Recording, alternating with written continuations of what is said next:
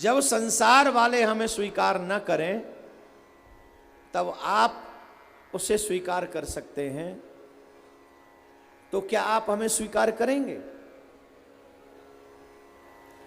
जिन कन्याओं से आत्मदाह करने से या गलत मार्ग पर जाने से अधर्म बढ़ सकता था, वहीं मेरे गोविंद ने उन सब को स्वीकार करके उस अधर्म को मिटा दिया और धर्म की राह पर उन सभी कन्याओं का कल्याण कर दिया, उनको स्वीकार करके। क्या बोलना पड़ेगा? जोर से बोलना पड़ेगा। और अब एकदम शांत। इस तरीके से भगवान के जो विवाह हुए, आई थिंक जितने भी यंगस्टर्स हैं उनकी समस्या का समाधान हो गया होगा। और वैसे कुछ लोग तो ऐसे ही हैं कि वो संकामी पैदा हुए, संकामी जी रहे हैं और संकामी मरेंगे, क्योंकि वो चाहते नहीं समाधान हो। समाधान होने के लिए आपको ओपन माइंडेड होकर सुनना पड़ता है, समझना पड़ता है। भगवान के 16,108 विवाह हुए। सभी रानियों पर 10-10 पुत्र थे और एक एक कन्या।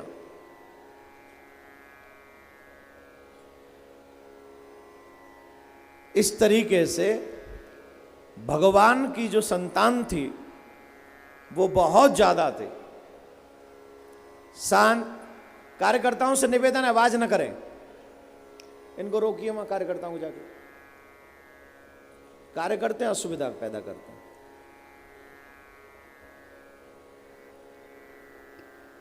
सभी बोले राधे राधे, और जोर से बोलिए। कर तो अच्छा काम रहे, क्योंकि वो लोगों को चाह रहे हैं कि और ज़्यादा आ जाएं, और ज़्यादा आ जाएं। अब पंडाल में कहाँ कितने आएंगे? अब एक दिन वाले भी तो श्रोता बहुत है ना। क्या चलो आज ही सारा ले आमें है जी? 7 दिन तो आएंगे नहीं। आज कथा पूरी है तो आज ही ले आमें, तो ऐसे भी बहुत हैं। पर आप आवाज करेंगे तो मेरा मन कथा में नहीं लगेगा ना, इसलिए आज मौन व्रत कर लो। वैसे भी नवरात्रे चल रहे हैं, 3-4 घंटे मौन रहो। मौन रहोगे तो इससे आपकी ऊर्जा बढ़ती है, याद रखो। जितना आप मौन रहोगे आपकी ऊर्जा बढ़ेगी।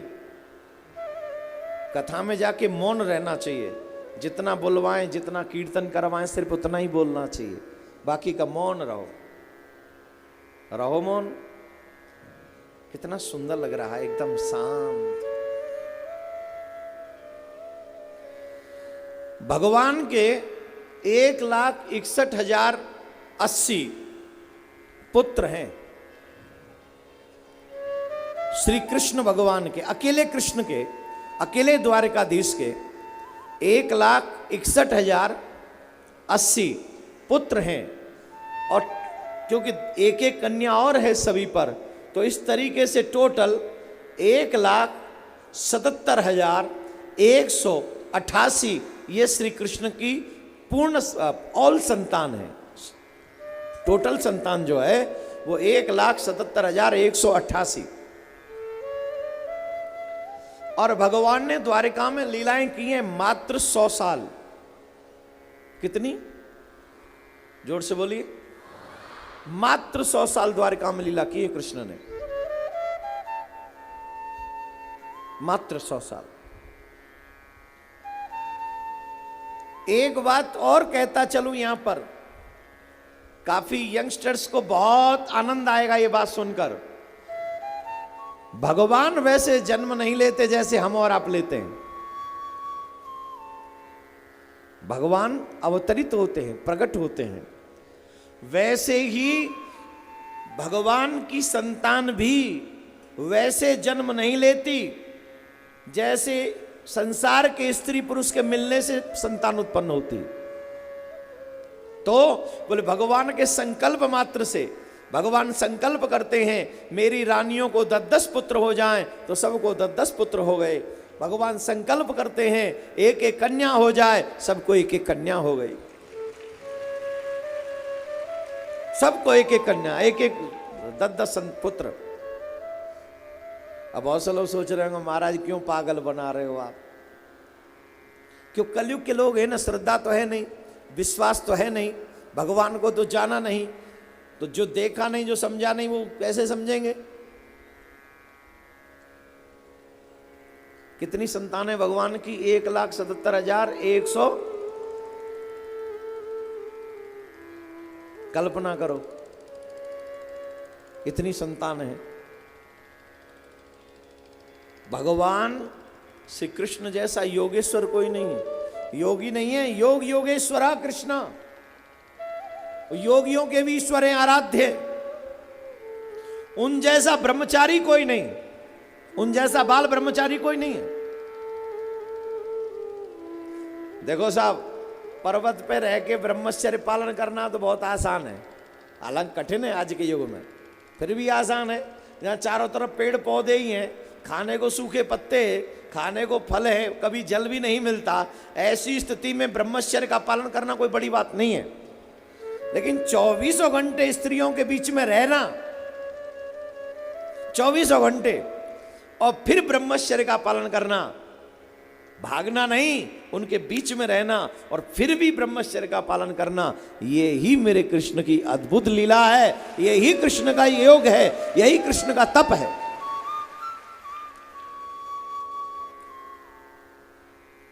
ये उनका संपूर्ण तप है। संतान उत्पन्न कैसे हुई महाराज, ये बताइए। उदाहरण दे देते हैं, समझ लेना। दे दें उदाहरण दें। मोर के विषय में जानते हो कुछ? क्या जानते हो? मोर कभी मोरनी का संग नहीं करता और संतान उसकी होती। मछली कभी अपने नर मछली का संग नहीं करती, बल्कि उसके तत्व को जो छोड़ देता है उसे वो पान करती है, उससे वो गर्भ धारण करती। इस संसार में कई प्रजाति ऐसी हैं जो स्त्री पुरुष, पुरुष स्त्री का साथ नहीं करते, फिर भी संतान उत्पन्न होती है। मोर जब रोता है, मोरनी उसके आंसू पान करती है और आंसू को पान करके गर्भ धारण करती है। उसी मोर पंख को कृष्ण अपने सर पे धारण करते हैं। आप पूरे संसार को बताते हैं जैसे मोर ब्रह्मचारी है, वैसे ही मैं भी ब्रह्मचारी हूं। जैसे मोर रहता तो मोरनियों में है, लेकिन काम भटक नहीं सकता मोर के हृदय में, काम वासना नहीं आएगी। ठीक वैसे ही श्री कृष्ण रहते तो स्त्रियों के ही मध्य में है, चाहे उनकी 16,108 पटरानी है, इसके बावजूद भी कृष्ण के मन में काम किंचित मात्र भी नहीं, रंचित एक रंज भी नहीं है। अरे कलयुग के श्रोताओं, एक बात क्यों नहीं समझ में आ रही है तुम्हारी में? वही कामदेव तो द्वारका में कृष्ण के पुत्रा करवने प्रद्युम्न, जो बड़े पुत्र थे ना कृष्ण के, सबसे बड़े प्रद्युम्न, वो कामदेव ही है। और कामदेव की पत्नी रति ये पहली स्त्री है जिसने पहले अपने पति को गोद में खिलाया, उसका लालन पालन किया, फिर बड़ा किया, फिर उसे विद्या सिखाई, मां का भी रोल अदा किया, गुरु का भी रोल अदा किया, और अंत तो गत्वा पत्नी तो बन के ही रही। अब आप कहेंगे महाराज ये कैसे संभव हुआ? सच यह है कि वो रति तो बस पृथ्वी पे आई थी अपने पति के लिए। नारद जी ने भेज दिया था तुम्हारा पति आने वाला, जाओ, तो वो आ गई। तो कामदेव ही पुत्र है श्री कृष्ण के। अब कृपा करके बताओ, पुत्र बड़ा होता है कि पिता? जोर से बोलिए, जोर से बोलिए। क्या कामदेव श्री कृष्ण को तंग कर सकता है? वृंदावन में तंग करने पहुंचा था तो इसकी दुर्दशाएं तो कर दी, तभी तो बेचारे को बेटा आगे बनना पड़ा। इच्छा लेके गया था मैं कृष्ण को जीत लूंगा, लेकिन क्या कृष्ण को कोई जीत पाया है? कौन जीत सकता है मेरे कृष्ण को? हरा दिया, परास्त कर दिया, ऐसा कर दिया जो कोई कर ही नहीं पाया आज तक कामदेव को। जब हार गए तो आकर पुत्र बन गए। तो भगवान श्री कृष्ण बताते हैं जैसे मोर ब्रह्मचारी है, जैसे मोर कभी मोरनी का संग नहीं करता, वैसे मैं भी कभी स्त्री का संग नहीं करता, कभी नहीं। लेकिन कलयुग के लोगों को ये बात आसानी से हजम नहीं होगी, पर जो भक्त हैं उन्हें बिल्कुल बात समझ में आ जाएगी। जिसकी सृष्टि में ऐसा हो सकता है, तो सृष्टि बनाने वाला ऐसा क्यों नहीं कर सकता, क्यों नहीं कर सकता। तो भगवान के कितने संतान हैं? 16,000। तो पटनानिया 16,108। और संतान कितनी है? 1,77,100। 1,77,188। तो भगवान का परिवार खूब ही। लेकिन एक बात और समझो, इतनी संतान हो गई, इसका मतलब ये नहीं कि भगवान ने उनको फ्री छोड़ दिया। नहीं, भगवान ने फ्री नहीं छोड़ा।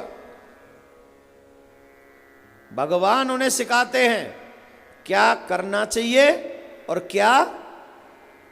भगवान स्वयं ब्राह्मणों को बुलाते, विद्वानों को बुलाते हैं, और विद्वानों को बुलाकर पुराणों की कथा सुनते हैं, वेद की कथा सुनते हैं, खुद भी सुनते हैं और अपने बच्चों को भी सुनवाते हैं। क्यों? बोलिए, भगवान की कथाएं, पुराणों की कथाएं, रामायण की कथाएं, वेदों की कथाएं, वेदों का उपदेश क्या करता है? बोले हमारे जीवन को सुसज्जित करता है, हमारे जीवन को श्रृंगार से सुंदर बना देता है, श्रृंगार करता है। यहां पर ऐसे कितने लोग हैं जो ये कह रहे हो कि 7 दिन की कथा ने हमें कुछ सिखाया है? किन किन को लगता है कि 7 दिन ये जो कथा हुई है इसने हमें कुछ सिखाया है? ऐसे हाथ मत उठाना, कुछ सिखाया हो तभी हाथ उठाना, ऊपर करो ना।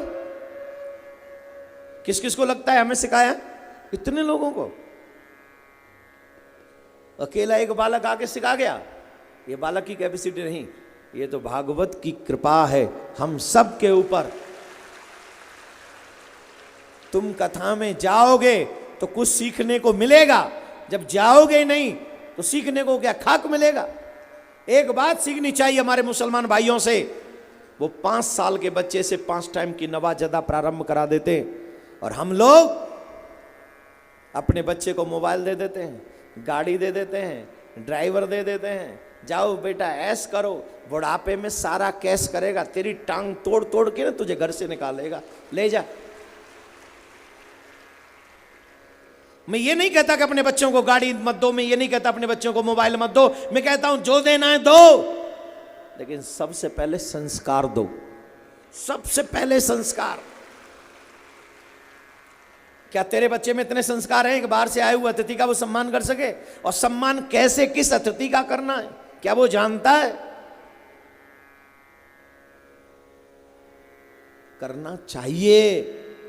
दौलत दो, शोहरत दो, सब दो, लेकिन सबसे पहले भगवान ने क्यों अपने बच्चों को पुराणों की कथा सुनवाई, क्यों खुद सुनी? भगवान को सुनने की क्या आवश्यकता है? भगवान तो स्वयं भगवान है, भगवान तो सब जानते ही हैं, फिर क्या आवश्यकता आन पड़ी? जब कोई बच्चा बीमार पड़ जाता है ना, जब कोई बच्चा बीमार पड़ जाता है, दवा नहीं खाता है, तब माँ उस दवा को चख के बताती है, बेटा खा ले, ये मीठी है, कड़वी नहीं है, चाहे कितनी भी कड़वी हो। वैसे ही भगवान भी हम सब की माँ है। तुमेव माता, you are my mother, you are my father, you are my brother, you are my friend, you are my everything. तुमेव सर्वम। What is the meaning of this? Tumeva sarvam. It means you are my everything. I am nothing without you. I am nothing without you. मैं तुम्हारे बिना कुछ भी नहीं हूं। You are my life. You are my heart. You are my brother. मेरी सांस तुम हो। You are my every relative. You are my everything. I can't live without you. I can't live without you. पत्नी कहती है पति से, I don't live without you. पति भी फोन पे कह देता है same to you. लेकिन दोनों ही झूठ बोल रहे हैं, निकम्मे। न पत्नी कम है न पति कम है। जिस दिन करवा चौथ का व्रत रखना हो ना हमारी माताओं को, चांद को इतनी गालियां देती हैं, इतनी गालियां देती हैं चांद को, आज ही रह जाइयो तू, आज ही मत निकलियो तू, मेरी जान लेके छोड़ेगा। ऊपर से फिर पति, आप मुझे क्या गिफ्ट देंगे? चो भाई मैं काई को दूं तो ही गिफ्ट? आज मैं करवा चौथ व्रत रही हूं आपके लंबी, पति कहते तू तोड़ दे, तू तोड़ दे, तू तोड़ के दिखा, का मिल जाएगा मुझे, तू रख, तू मत रख। लेकिन नहीं, दोनों ही झूठ बोल रहे हैं, दोनों ही एक दूसरे के बिना जिंदा रह लेते हैं, हाँ या ना? कितने पति चले गए दुनिया से, कोई पत्नी गई क्या पीछे पीछे? जवाब दो ईमानदारी से। मेरे पति चले गए, इस चिता में मुझे भी जला दो। कहती तो रोती तो है, अब मेरा क्या होगा, मतलब चिंता सिर्फ खुद की है, अब मैं अपना किसको कहूंगी, अपनी है। और यही बात पति की है। पत्नी जरा रो रो के सुना देती है, पति थोड़ा आंखें बंद करके मूंद करके बैठ जाता है थोड़ी देर, क्योंकि दुनिया वालों को बताना पड़ता है पत्नी के जाने का दुख है, दुख नहीं है। लेकिन बुढ़ापे में पत्नी पहले चली जाए तो बहुत बड़ा दुख है, क्योंकि बुढ़ापे में सिर्फ पत्नी ही काम आती है, बेटा सब साथ छोड़ जाता है। ए बुड्ढे पति पत्नी हो, जिनकी बुढ़ापा हो गया, लड़ना कम किया करो, एक दूसरे का ध्यान रखा करो। कोई बीमार, कोई तो खांसी हो गई आपको, ए जी लो दवाई ले लो, ऐसे किया करो। पति भी ये ध्यान रखें, क्योंकि बुढ़ापे में जितना आप एक दूसरे से प्यार करोगे उतना ही, ऐसा मत करना खुद एक दूसरे से प्यार करने में लग जाओ, भगवान पीछे छूट जाए, ऐसा भी कभी मत कर लेना। हाँ, नहीं तो कई तो लोग कह रहे हो अब तो महाराज जी ने दे दी परमिशन, अब क्या है? अरे ध्यान रखिए, रिस्पेक्ट करिए, मेरा मतलब ये है। कितनी पत्नियां चली गई, कितने पति चले गए, कौन जीना बंद कर दिया? सब तो जी ही रहे हैं। पर एक बात मैं आप सबसे कहूंगा, दुनिया से कहो या मत कहो, लेकिन मेरे गोविंद से जरूर कहो, और ऐसी स्थिति बना दो कि तुम उसके बगैर रह ना सको। उससे कहो, हे Hari, I can't live without you, you are my life, you are my everything. तुम मेरी जिंदगी हो, आप मेरी लाइफ हो, आपके बिना जीना मुश्किल है, बेकार है। ऐसा भगवान से जरूर कहो। जब भगवान से ऐसा कहोगे तो जीवन संवर जाएगा, जीवन की सुंदर सुखद स्थिति घड़ियां आपको प्राप्त हों, पल प्राप्त हों, ऐसे पल जिनमें कृष्ण आपको प्राप्त हों। तो भगवान खुद भी पुराण सुनते हैं, वेदों की कथा सुनते हैं, और अपने बाल गोपालों को भी सुनवाते हैं। यही चीज हमें भी करनी चाहिए, खुद भी सुनो और बच्चों को भी सुनवाओ। कथा जरूर हमें सीखने को बहुत कुछ देती है। इसी कथा क्रम में यूं तो भगवान ने बहुत लीलाएं द्वारिका में की हैं, बहुत ज्यादा लीलाएं की हैं, पर फिर भी मैं आपको एक प्रसंग जरूर सुनाना चाहता हूं, कृष्ण सुदामा चरित्र। कृष्ण सुदामा चरित्र। आज नौजवानों को सबसे ज्यादा अगर किसी की जरूरत है तो मोबाइल की, और मोबाइल की जरूरत इसलिए है क्योंकि उसके फ्रेंड उससे भी अच्छा मोबाइल लेके घूमते हैं। जितने भी यंगस्टर्स अनमैरिड लोग यहां पर बैठे हैं, हाथ उठाकर बताएं, जितने भी अनमैरिड हैं यंगस्टर्स। अरे भैया, जो शादीशुदा बच्चे नहीं हैं वो हाथ उठाइए, जो बच्चे शादीशुदा नहीं हैं हाथ उठाकर बताओ कि हम भी आए कथा सुनने। ऊंचा करो ना हाथ, ऊंचा करो, ऊंचा, टाटा मत करो, ऊंचा करो। आलसी कहेंगे, हर चीज में आलस करते हो। और ऊंचा करो,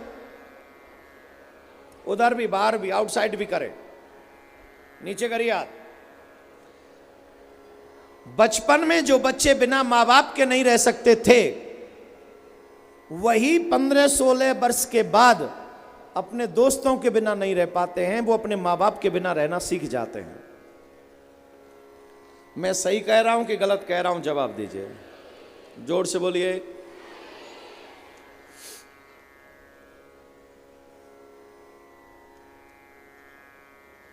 आपको एक सलाह देना चाहता हूं, अच्छी लगे तो मानना। I give you advice, if you like then you take it. If you like, तुम्हें अच्छी लगे तो मान। आई कांट फोर्सिंग यू कि तुम्हें ये लेना ही पड़ेगा, फोर्स नहीं कर रहा हूं।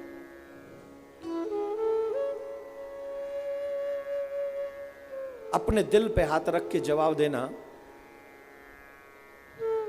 इस संसार में अगर किसी ने सबसे ज्यादा धोखे दिए हैं तो वो कौन है? मम्मी पापा, गुरु या फ्रेंड? जोर से बोलिए। किसी को भी अगर पीना सिखाया तो वो किसने सिखाया? मम्मी पापा, गुरु या फ्रेंड? किसी ने भी गलत रास्ता दिखाया तो वो कौन? मम्मी पापा, गुरु या फ्रेंड?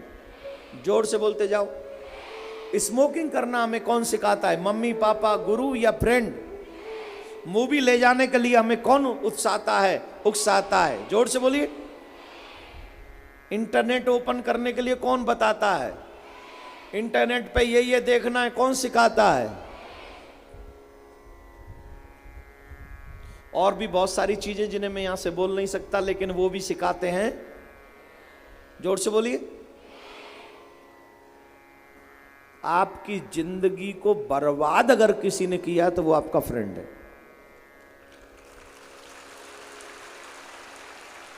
कोई और नहीं है।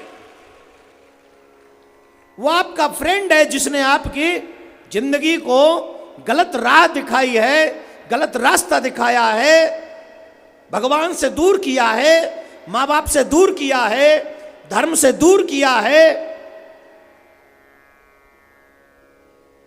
आज जितने भी बिगड़े हुए लोग भारतीय हैं, उनमें सबसे ज्यादा बिगाड़ने वाला हमारा दोस्त है, हमारा फ्रेंड।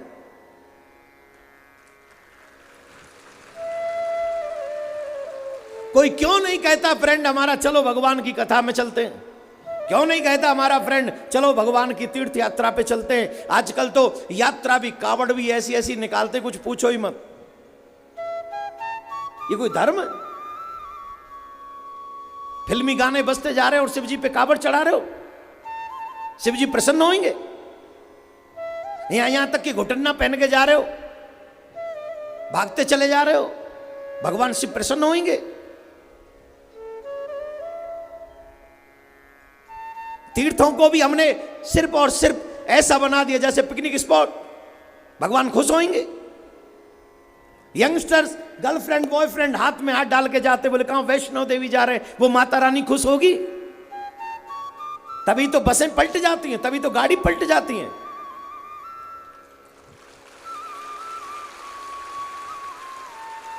केदारनाथ जाएंगे, बद्रीनाथ जाएंगे, पिकनिक स्पॉट बना दिया है।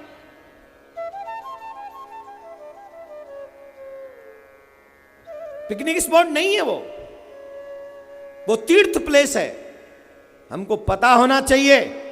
सीखिए हमारे मुसलमान भाइयों से, जब वो मक्का जाते हैं, मदीना जाते हैं, उनका ड्रेसअप देखिए, उनका भेष देखिए, उनका समर्पण देखिए।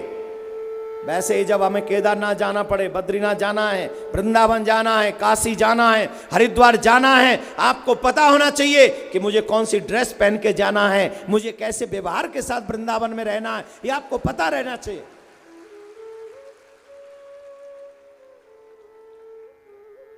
अभी आश्रम बना है हमारा, पता चलता है वहां कई कई ऐसे लोग आते हैं जिनको आना ही नहीं चाहिए। ये गलत। आप तीर्थ में जाते हो, आपको पता होनी चाहिए तीर्थ की मर्यादा क्या है। इंजॉय करने मत जाओ, आनंद लेने जाओ। और आनंद तो सच्चाई के साथ आता है, इंजॉयमेंट तो इंदौर में कम है क्या? यहीं कर लो इंजॉय। तो जब मरना ही है, बुरे ही काम करने, तो यहीं कर लो।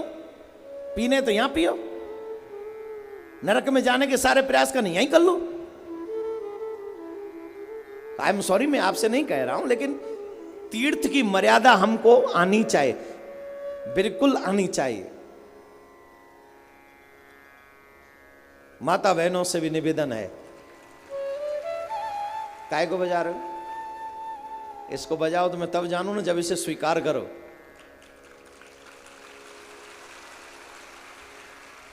इंदौर की एक चीज मुझे बहुत अच्छी लगती है, यहां की माताएं बहन जो साड़ी पहनती हैं, जो शादीशुदा हैं वो सब साड़ी, मोस्टली साड़ी पहनती हैं, कोई जींस नहीं पहनती है। ये सबसे अच्छी बात है। कई माताएं कह रही हैं महाराज ये तो आपकी कथा सुनने आ रही हैं इसलिए पहनती हैं, या आपको पता नहीं है। हमें आप बाहर देखो, चलो इतना भी अच्छा है कि आप किसी तीर्थ में जाओ, आप भगवान की कथा में जाओ, आप मंदिर में जाओ, तो भी अगर आप मर्यादित वस्त्र पहन के जाओ तो भी आपको मैं नमन करता हूं, वाकई नमन करता हूं। मंदिर में, तीर्थ में, कथा में हमेशा भारतीय परिधान पहनकर ही आपको जाना चाहिए। कोई भी परिधान ऐसा पहन के मत जाओ जिससे आपका लुक बहुत गंदा दिखे और सामने वाला अगर देख ले तो उसके मन में वासना उत्पन्न हो जाए। ऐसा लुक अगर पहना के आप जाते हैं तो उसका भी पाप हमको लगता है। हमारी वजह से किसी के मन में वासना नहीं जानी चाहिए। तो ऐसा सिंपल साधारण सा वेशभूषा, और यही भाइयों पे भी लागू है। भाई लोग भी ऐसे लो वेस्ट बोलते, क्या बोलते उसको, मुझे तो आता नहीं, मैं तो धोती पहनता हूं और वो लो नहीं होती, वो फुल होती। भाई लोग भी ऐसे ऐसे जींस पैंट पहनते हैं, शर्म आनी चाहिए। तुम भगवान को प्रणाम करो और ये सब दिखे तो तुम्हारी बहन वहां खड़ी हो, कैसा लगेगा तुमको?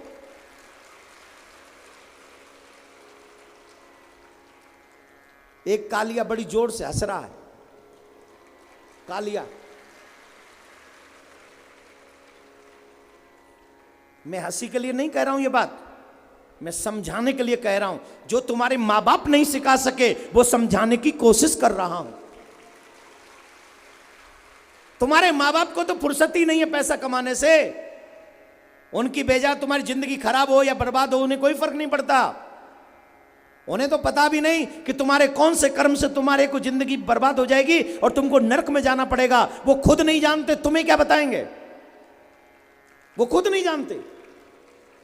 इसलिए मैं कोशिश कर रहा हूं ब्राह्मण बालक होने के नाते, आपका शुभ चिंतक होने के नाते, आपका वेल विशर होने के नाते छोटी छोटी चीजें समझा रहा हूं। स्वीकार कर लीजिए मेरे प्यारे, मेरे कन्हैया का प्यार मिलेगा।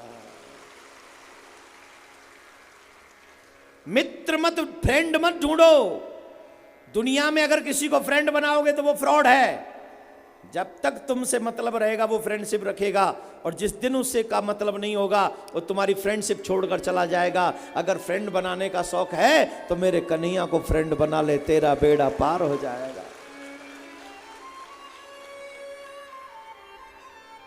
सच्चा फ्रेंड कौन है ये दुनिया में? जब तक तुम पैसे वाले हो, जब तक तुम स्वरूपवान हो, जवान हो, जब तक तुम्हारा लुक अच्छा है, जब तक तुम्हारे पास पद है, तब तक तुम्हारे फ्रेंड बहुत हैं दुनिया में। और जिस दिन ये तीनों चीज गई, हमारे ब्रज में कह देते हैं जब तक गलुआ चीकने तब तक मलुआ यार। इसका मतलब समझे, जब तक फेस सुंदर है, जब तक नोट जेब में भरे पड़े हैं, जब तक कोई पद प्रतिष्ठा है, तब तक तुम्हारे चाहने वालों की लाइन लगी है। और जिस दिन यमराज, जिस दिन वक्त की मार पड़ेगी, जवानी से बुढ़ापा आ जाएगा, लोग छोड़ देंगे, पद से हटा दिए जाओगे तो पार्टी वाले कह देंगे गलत आदमी है, पार्टी से निकालो, पार्टी से निकाल दिए जाओगे। और तीसरी क्या बची? दौलत। जिस दिन समय की मार पड़ेगी मेरे प्यारे, जिस दिन समय की मार पड़ेगी और जिस दिन गरीबी आ जाएगी, कौन तुम्हारा मित्र रह जाएगा? जरा कृपा करके बताइए, कोई रहेगा? कोई रहेगा? अगर मित्रता करनी है तो मेरे कन्हैया से मित्रता कर लो, क्योंकि वो किसी भी कंडीशन में तुम्हें छोड़ने वाला नहीं। उस पे कोई फर्क नहीं पड़ता कि तुम जवान हो कि बूढ़े कि बच्चे, उस पे कोई फर्क नहीं पड़ता तुम पे धन है कि नहीं, उसे कोई फर्क नहीं पड़ता तुम पदवान हो कि नहीं। उसे सिर्फ एक फर्क पड़ता है कि तुम्हारे दिल में उसके लिए जगह है कि नहीं। सुदामा की मित्रता तो जग जाहिर है ना मेरे भैया। नौजवानों से निवेदन है, जरा ध्यान लगाकर सुनिएगा। कृष्ण सुदामा की मित्रता सुना रहा हूं, बहुत प्यारी कथा है। एक बार भगवान श्री कृष्ण मथुरा से उज्जैन नगरी, यहीं आपकी बगल में, श्री कृष्ण यहाँ पढ़ने आए हैं मध्य प्रदेश में, उज्जैन में, महाकाल के यहाँ। इसीलिए तो आप लोगों को पर प्रभाव है कि हाँ देखो पंडाल भरे पड़े हैं, इतने धूप में भी बैठे रहते, इतना व्यवस्था किया फिर भी धूप में बैठे हो। कृष्ण भी इस धरती पर अपने श्री चरणों को रख चुके हैं, ये उसका प्रभाव है, ये उसका प्रभाव है। कृष्ण जा रहे थे, मार्ग में किसी के रोने की आवाज सुनी, रथ रुकवाया, देख कर आओ कौन रो रहा है। और वहां पर वो सारथी गए और सारथी ने जाकर देखा एक ब्राह्मण बालक है जिसके पैर में कांटा लगा है। पूछा तुम्हारा नाम क्या है? बोले मेरा नाम सुदामा है। क्यों रोते हो? बोले मेरे पैर में कांटा लगा है। वो कांटा कैसे निकले? दर्द कर रहा है। सारथी ने श्री कृष्ण को जाकर कहा कि एक सुदामा नामक ब्राह्मण है, उनके पैर में कांटा लगा है और वो रो रहे हैं। ब्राह्मण है, ब्राह्मण बालक है। जैसे ही श्री कृष्ण ने सुना कि किसी ब्राह्मण बालक के चरण में कांटा लगा है, श्री कृष्ण रथ से कूदे, उतरे नहीं, कूदे और कूद कर दौड़े। अब कूदे क्यों? बोले जल्दी पहुंचना चाहते हैं, जितनी देर से पहुंचूंगा उतनी देर ब्राह्मण को कष्ट होगा, इसलिए दौड़ कर गए। कांटे को देखा, सुदामा जी के चरण पकड़े। सुदामा जी से कहा मैं आपका कांटा निकालना चाहता हूं। सुदामा जी कहते हैं मेरे चरण मत छुओ, क्योंकि मैं दीनहीन ब्राह्मण हूं और आपकी शोभा को देखकर लगता है तुम किसी राजा के पुत्र हो, और राजा का पुत्र अगर दीनहीन ब्राह्मण के चरण छुएगा तो उसकी शोभा नष्ट हो जाएगी। श्री कृष्ण कहते हैं नहीं, जो व्यक्ति ब्राह्मण के चरणों का स्पर्श करता है उसकी शोभा नष्ट नहीं होती, अपितु उसकी शोभा बढ़ जाती है। मैं अपनी शोभा बढ़ाना चाहता हूं। ब्राह्मण के चरण छूने से किसी की शोभा नष्ट नहीं होती, अपितु बढ़ती है। और मैं चाहता हूं कि मेरी शोभा बढ़े, ब्राह्मण की सेवा करूं। भगवान श्री कृष्ण ने जिद की और जिद करके सुदामा के चरण से कांटा निकालने का मन बनाया, कांटा निकालने लगे। मैंने संतों के मुख से सुना है, जब श्री कृष्ण के हाथ से कांटा नहीं निकला तो श्री कृष्ण ने अपने दांतों से, अपने मुख से, श्री कृष्ण ने अपने दांतों से सुदामा के चरण का अंगूठा और चरण का कांटा, चरण से कांटे को निकाला।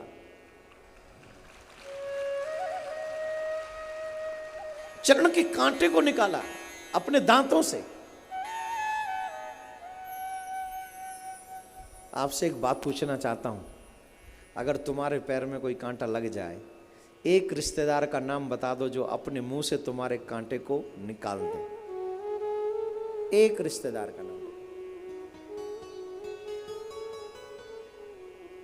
जिन रिश्तेदारों के लिए आपने पूरा जीवन खो दिया, उनमें से एक का नाम बता दो जो तुम्हारे चरण के कांटे को अपने मुंह से निकाल दे। अरे मेरे प्यारे, ये बात समझ में क्यों नहीं आती? इस दुनिया में कांटा निकालने वाले नहीं हैं, इस दुनिया में तो पग पग पे कांटा चुभोने वाले लोग हैं।